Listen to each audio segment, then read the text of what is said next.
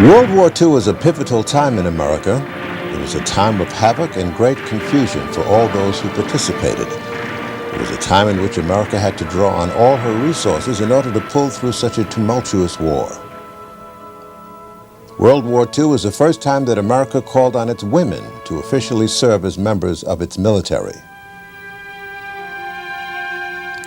What many of our history books fail to mention is the military service of thousands of African American women during the war.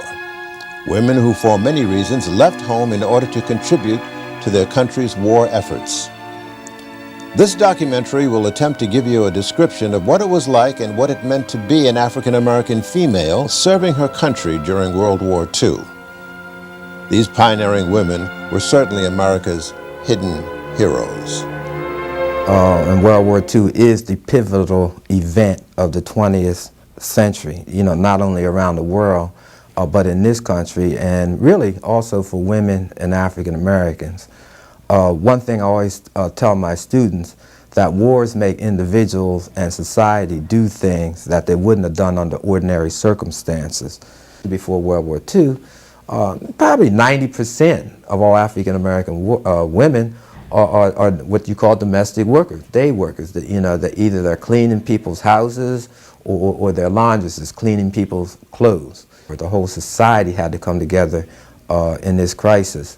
And when you're in a crisis, particularly for manpower, and I think this is probably the singular most important thing that would happen to women during World War II, for the first time, because of the critical shortage of men, because we had to send 16 million men over, to fight the war, they began to hire women to do jobs that they wouldn't have done under ordinary circumstances, particularly in factories. For the first time, you have women coming into the factories doing jobs that men used to do. The women's movement took another step forward. In 1942, the Women's Army Auxiliary Corps, which would later turn into the Women's Army Corps, was created. Under the pressure of powers such as the NAACP, Adam Clayton Powell Jr., Eleanor Roosevelt, and Mary McLeod Bethune, blacks were allowed to enter. However, their numbers were not to exceed 10% of the WACs. The Navy also created its Women Accepted for Voluntary Emergency Service, also known as WAVES, in 1942, but did not admit African Americans until the tail end of the war in 1944.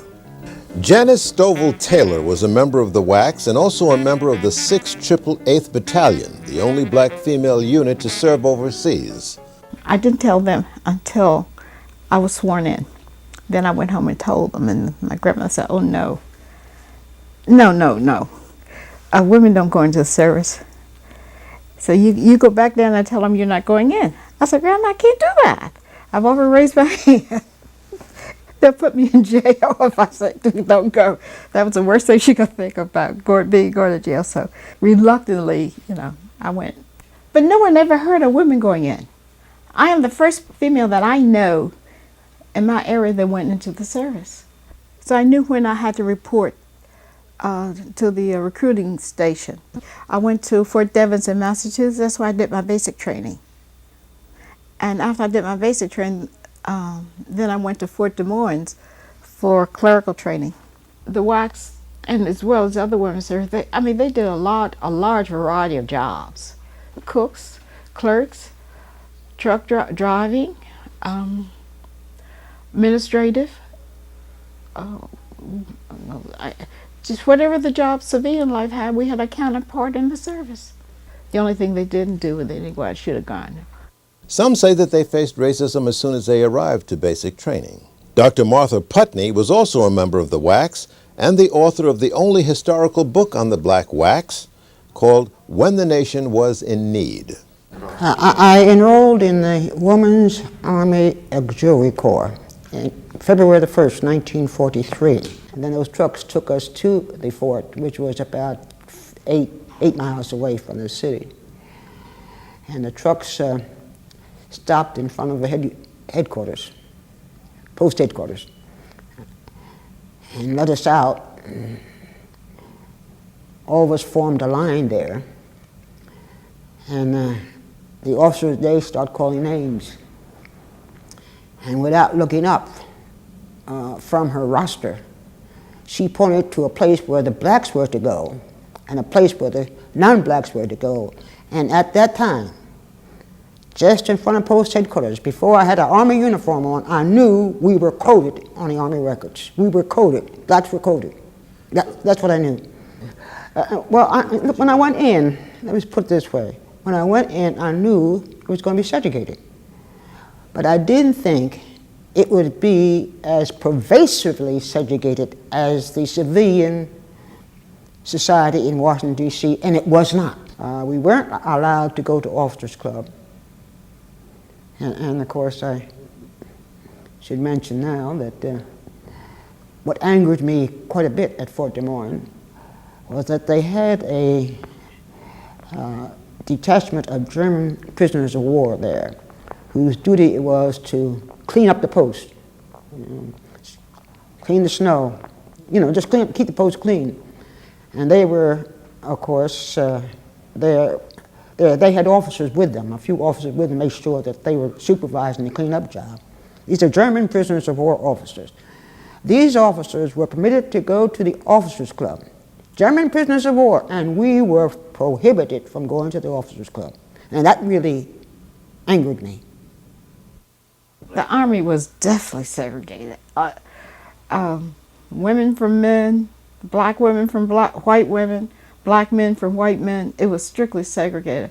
We were stationed in Birmingham, England. I think we had more problem with Americans in the area than we did with the English. Segregation was a reality among the WACs as well as among the WAVES. Virginia Akers is a reference archivist and subject specialist of minorities in the military in the Operational Archives branch of the Historical Center in Washington, D.C. So unlike their sisters who served in the Army, Army Corps, or Army Auxiliary at that time, black women desiring to serve in the WAVES could not and were not allowed to do so until October of 1944.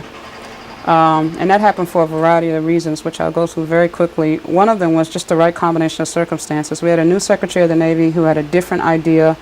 His name was James Forrestal, on race relations than his predecessor, who was Frank Knox. Secondly, we had a WAVE director, whose uniform is behind me here, was amongst the group behind me, Mildred McAfee, who was an advocate for racial equality in the WAVES. But you need to understand that these women, all women were entering the military that didn't necessarily want them. They were needed. The military was a male domain, so there was some hostility to having women at all. So now you're going to ask the WAVE director to take on the race question? She's trying to prove the validity of her own program for women in the Navy. Anyway, the women did serve. Out of the Navy's total of 86,000 WAVES, some 72 blacks did serve in the Navy, and that included 2 officers and 70 enlisted women. Lacey McCrary is a staff writer for the Philadelphia Inquirer. He covered the subject in an article he wrote in the beginning of 1998. It was a gap that I felt needed to be filled.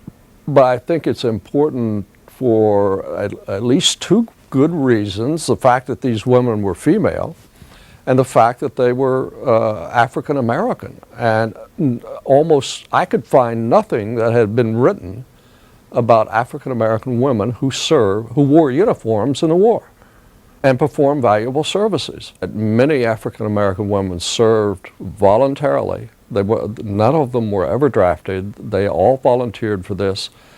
They served eagerly and they served proudly. They served well, and they deserve to be remembered for that. Lawrence Walker is a documentary filmmaker whose documentary, To Serve My Country, To Serve My Race, discussed black WACs. And I saw these pictures of the women in the uniform and what they did. That fascinated me. And I knew right then, this is a story I wanted to do. So I, what? I never even knew black women served. I didn't even know women served, period. Because of the fact that here is 50 years later and nobody really talked about what they went through. And they were a part of history. Not so much black history, they were part of American history. From listening to the women talk, you can feel the proudness that when they put those uniforms on, they wanted to be a part of the service. And no matter what they went through, and they went through some tough time, segregation, racism, on base as well as off base, what made me more proud is they stuck together. They no matter what they did, they always stayed together. One of them said to me, if I had a chance, I would do it over again. They do it a little bit different, but I would still go through that again, you know. It was no regrets out of everybody that I talked to. In that time and place, I wouldn't have done anything differently. As I indicated to you, I was in D.C., and D.C. was as southern as any city or town in Mississippi, and it was as segregated as any town in Mississippi or Alabama. And I wouldn't have done anything differently. I suppose by us going in and made it easier for the next group that came along, but women and men are not separate anymore. I mean, they serve together. For people looking at this, and also for people in the services, I think to have an appreciation for where they are. Too many of our service persons of all colors and ranks don't realize those who paved the way for them. But too, to realize where you come from so you can better appreciate the opportunity you have. And I think the flip side of that is realizing that you need to make a difference for somebody else. And not just somebody who's black, if you're black, or if you're white, someone else who's white, but for someone else, that their service experience or whatever field they're in or discipline, that it might be better for them. People are waking up and realizing that women served, you know, so much African American, all women served. When, as I stated, they served all the way back to Civil War. So the just rewards, I think, are finally getting there. The Women's Memorial began construction on June 22, 1995, to salute all the women who have and continue to serve the U.S. military. And from that time on, from 1942 on, there have been black women in the service. So I'm saying again that our service served as a stepping stone for those who came later. You know, a lot of people come up to me, especially during the time of the commemoration of this building, and thank me and others in my class at the time for having been there so they could stand on our shoulders and move forward. I think we did that. With the approach of a new millennium, it is important to remember and honor those pioneers who gave so much for this nation, some of whom gave their lives. In this regard, the bravery of African American females in the armed forces deserves full and equal recognition.